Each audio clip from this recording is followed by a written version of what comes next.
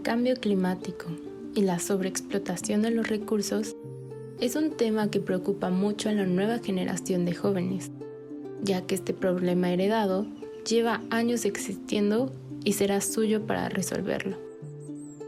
La Organización de las Naciones Unidas define el cambio climático como los cambios a largo plazo de las temperaturas y los patrones climáticos. Estos cambios pueden ser naturales, por ejemplo, a través de las variaciones del ciclo solar.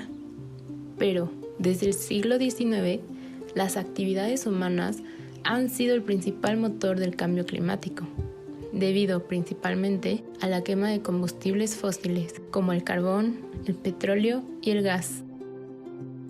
La quema de estos combustibles genera emisiones de gases de efecto invernadero, que actúan como una manta que envuelve a la Tierra, atrapando el calor del Sol y elevando las temperaturas.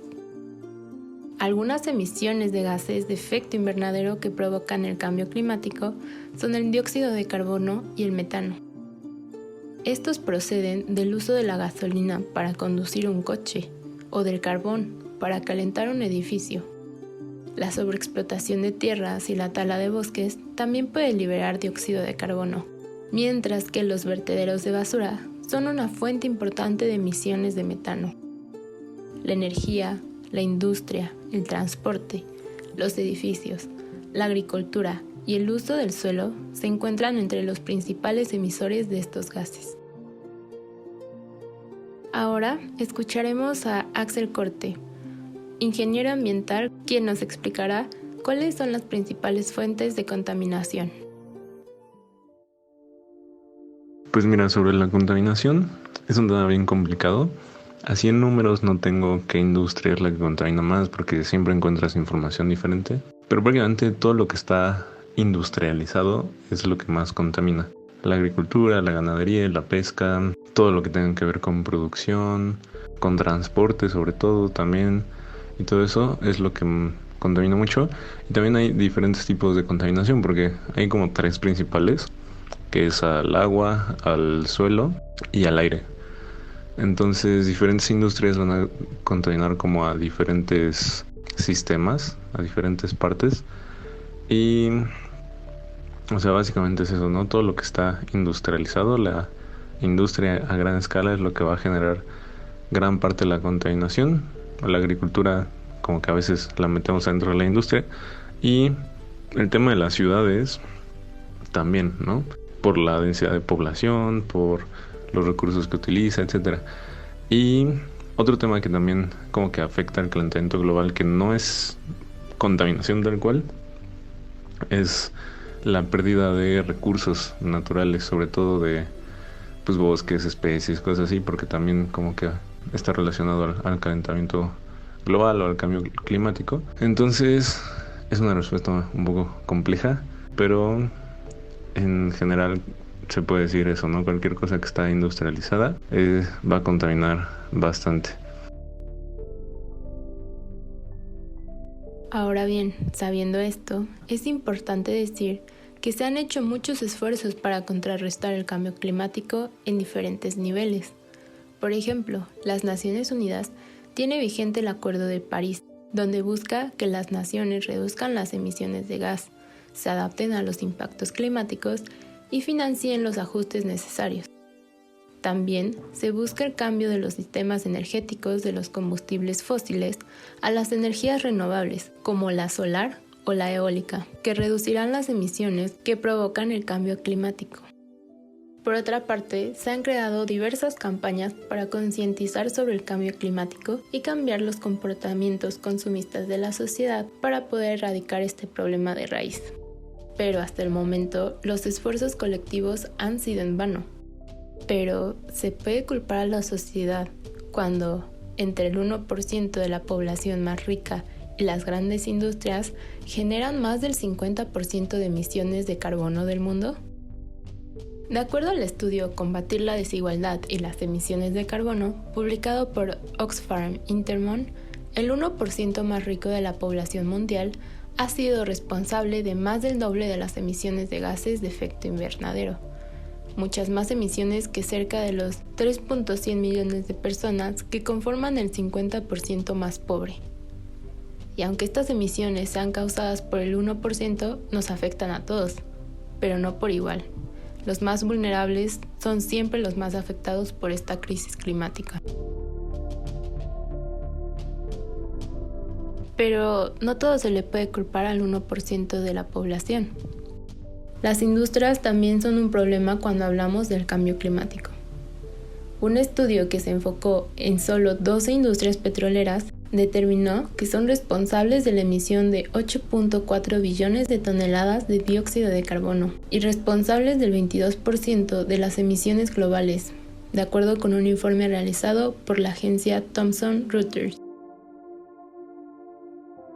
Suena un poco desesperanzador decir que nuestros esfuerzos colectivos son en vano cuando las grandes industrias y el 1% de la población son culpables de una huella de carbono tan alta. Pero cabe preguntarse, ¿qué está haciendo la sociedad a nivel personal para combatir el cambio climático? Stephanie Corte es una estudiante de tercer semestre de preparatoria y parte de la generación Z, quien nos cuenta sus esfuerzos por reducir su huella de carbono. Lo que he hecho a nivel personal para cambiar el cambio climático es dejar de usar popotes de plástico, dejar de usar envases que contaminan, empezar a usar un termo en vez de botellas de agua, dejar de generar tanta basura, bañarme en menos tiempo. He tratado de compartir caminos con mis amigas que van al mismo lugar para así no generar tanta contaminación al manejar un solo vehículo. Inés Madrazo de la Torre nos cuenta sus esfuerzos para contrarrestar el cambio climático. He usado las 3 R's para reducir el consumo que hacemos diario de todos los plásticos y etcétera. He intentado conservar las energías de la casa, tratando de desenchufar los cables de la casa cuando no lo estoy usando, apagar la luz cuando no es necesario e igual he intentado no comprar productos que contengan mucho plástico y sustituirlos por unos orgánicos. Los esfuerzos individuales han sido muchos y no fáciles de cambiar. Pero volvemos a la pregunta, ¿será un esfuerzo en vano nuestros sacrificios como sociedad? Escuchemos de nuevo a Axel Corte, ingeniero ambiental, sobre este tema.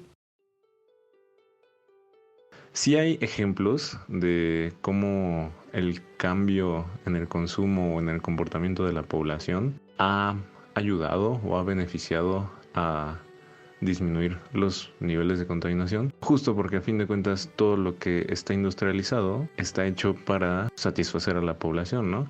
Entonces la agricultura está industrializada porque es la manera más fácil y rápida en la que podemos obtener comida. Lo mismo para la pesca, ¿no? Lo mismo para la ropa. Entonces cualquier tipo de comodidad que tenemos hoy en día, y no solo comodidad, también algunas necesidades, están industrializadas porque nosotros las necesitamos. Entonces, a gran escala, si hablamos de ciudades, por ejemplo, ciudades enteras, sí se han visto ejemplos en donde el cambio en el comportamiento de una ciudad completa disminuye la contaminación, pero para que haya un cambio así deben de haber situaciones desesperadas, ¿no? Esa vez pasó porque se estaban quedando sin agua y si no cambiaban de consumo, pues se iban a quedar definitivamente sin agua. Eso fue en Ciudad del Cabo, en Sudáfrica. Vaya, entonces con esto podemos contestar nuestra pregunta. Podemos ver que en ciertos ejemplos como Ciudad del Cabo, donde el esfuerzo colectivo fue tan grande, cambió la situación de toda una ciudad dentro de los límites del cambio climático. Esto quiere decir que si se cambia el comportamiento de una sociedad de forma drástica, puede llegar a mejorar la situación climática. Pero sí, la responsabilidad mayor, por así decirlo, está tanto en la industria como en la política, ¿no? En la legislación. Porque a fin de cuentas, como que no se puede confiar mucho en la gente. O sea, no puedes confiar que la gente va a tener una voluntad fuerte y que va a cambiar sus hábitos de consumo y se va a comprometer con ellos. Es más fácil hacer legislaciones que restrinjan desde un principio y que no le den como esa opción a la gente de decidir seguir su voluntad o no, sino que desde un principio las cosas dañinas como que estén reguladas o prohibidas y se ponga como que algo un peso más fuerte en la industria. Y a fin de cuentas eso pues también regularía mucho, ¿no?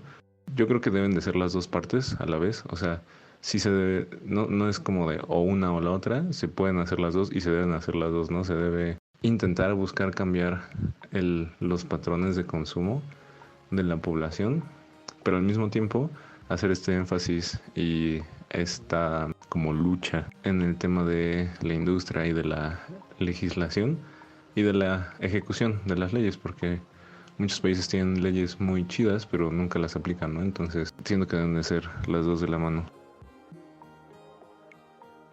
Pero esto no quiere decir que las industrias, el 1% de la población más rica del mundo, no deban de asumir su responsabilidad en contra del cambio climático, sino significa que los países necesitan implementar y aplicar en realidad las leyes que tienen para castigar a las industrias que no siguen los lineamientos para poder erradicar el cambio climático, y que también desde las leyes se pueda regular tanto la industria como la población para generar grandes cambios. Espero que este reportaje nos deje con un paradigma más esperanzador para el futuro.